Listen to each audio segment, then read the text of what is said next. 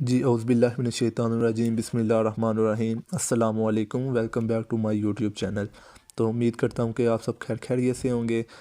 तो आज का जो हमारा टॉपिक है वो ये है कि कैपिटल जो बजटिंग है या कैपिटल रेशनिंग है, उसमें जो हमने जो पहली वीडियो है हमने उसमें पे बैक पीरियड और डिस्काउंटेड पे बैक पीरियड जो नेक्स्ट वीडियो थी हमने उसमें डिस्कशन कर चुके हैं।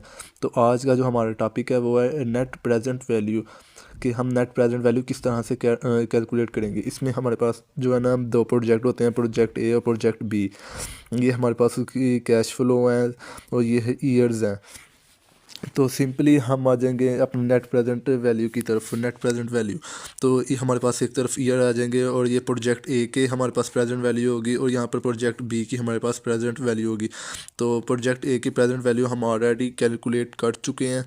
तो यहाँ पर हमने ऊपर उसकी कैलकुलेशन की थी डिस्काउंटेड पे बैक पीरियड में। हम सिंपली इसके साथ मल्टीप्लाई करेंगे, जो आंस आएगा ये वाला आंस जो होगा हमारा, ये हम पूरे 3 साल का जो हमारे पास ये आंस आते होंगे यहाँ पर हम उसे लिखेंगे और यहाँ पर हम उसे ऐड कर लेंगे। ऐड करने के बाद हम उसमें से इनिशियल इन्वेस्टमेंट के हमारी इन्वेस्टमेंट टोटल कितनी है वो हम इसमें से माइनस करेंगे।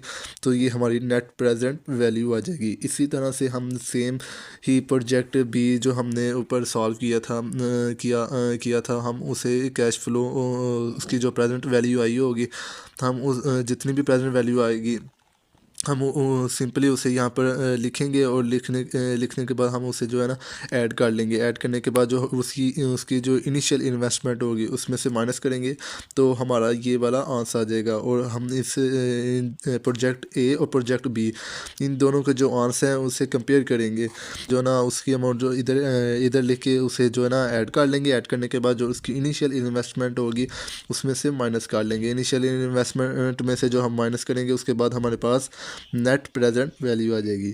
तो उम्मीद करता हूँ कि आज की मेरी ये वीडियो अच्छी लगी होगी। तो आज की वीडियो के साथ अल्लाह हाफिज़।